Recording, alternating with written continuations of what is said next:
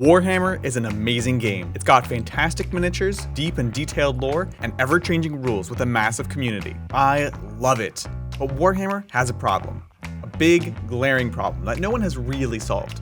It's a monumental effort simply to be able to get a battle-ready army on the table. And therein lies the problem. The table! Most people playing the game lead busy lives and spend a ton of time buying and painting their armies. No matter what army you play, you need a set of terrain to play on.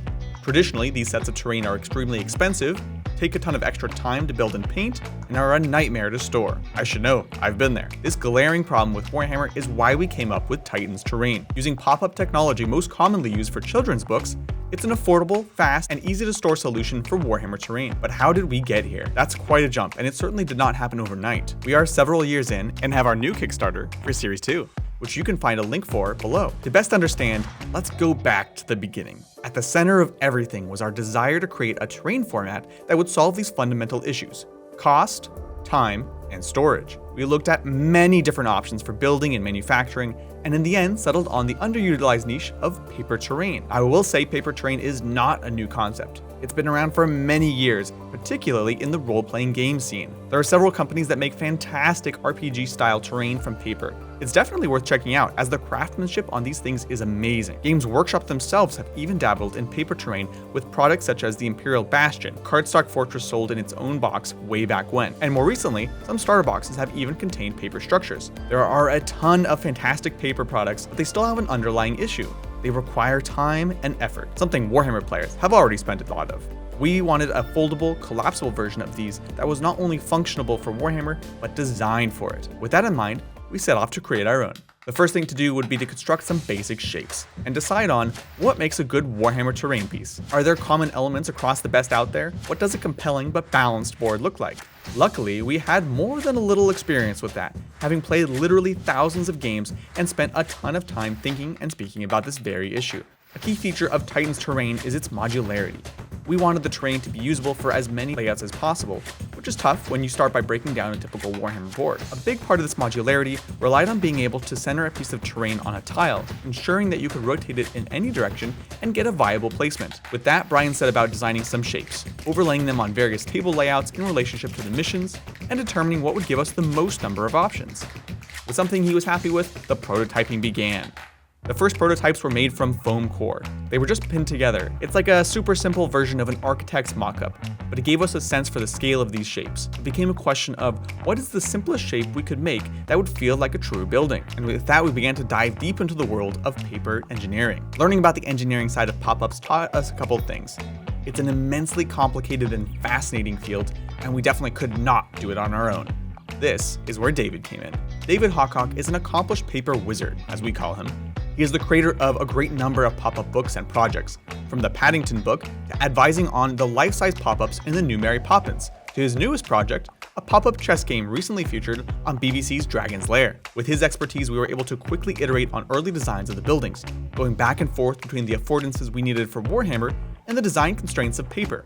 We began in earnest on the style of our first terrain set. There are many iconic Warhammer battlefields, but for us at the time, none were more central and more interesting than overgrown cityscapes. On the channel, we had our own table of terrain we lovingly titled Mossy City, and we wanted to pay homage to it in our own way. Ruined cityscapes are common in grimdark stories, and having the space be reclaimed by nature would enable us to add necessary pops of color and energy to our first set. Again, it was time to turn to the experts. We brought on Fiona Hurst-Wu, a concept artist and designer who worked primarily at Google. Working with Fiona, we developed some early concepts, some of which are strikingly similar to the final result. At this point, it was an opportunity for Fiona to really play with the designs and narrow down the constraints as we would pitch ideas to David, who would in turn tell us what was and wasn't possible. One of the most interesting elements here was moving between the three worlds of Warhammer, paper design, and 2D illustration.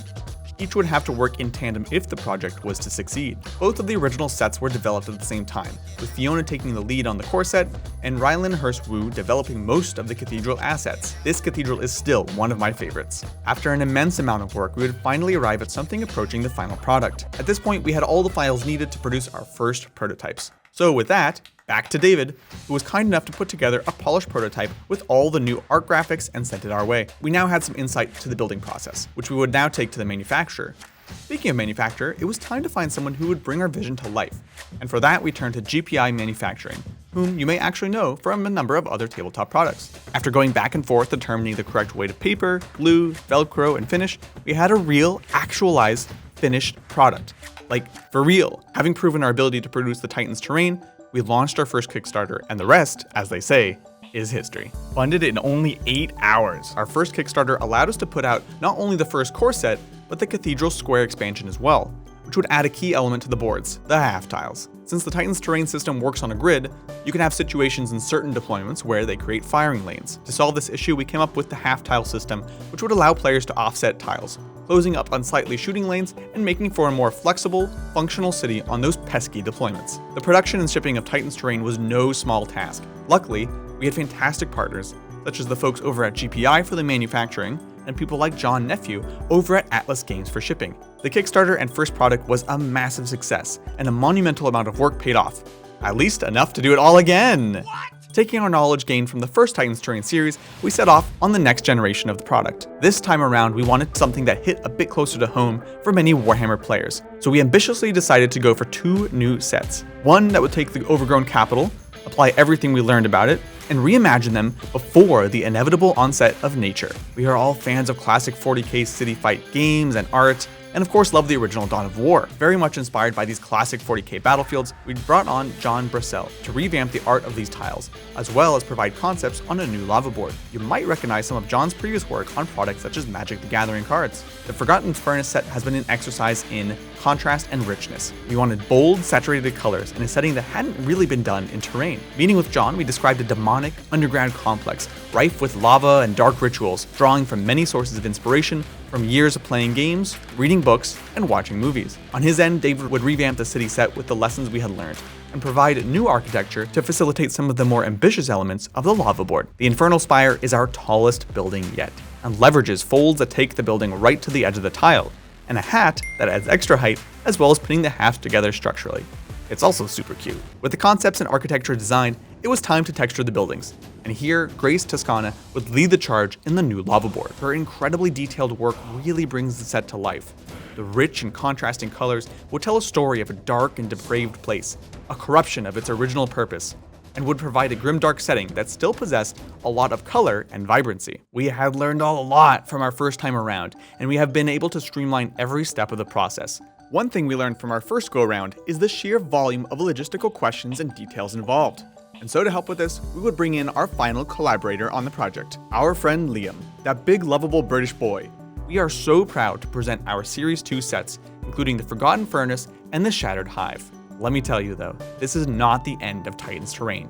We still have much more to share with everyone, and we're so excited to be on this journey with the incredible people who have made it possible, including you. Every time you pick up a set of Titan's Terrain, you're making our hobby a more accessible space, and supporting fellow tabletop enthusiasts and sharing those dreams with the world. A big, heartfelt thank from all of us to you. Thanks everyone.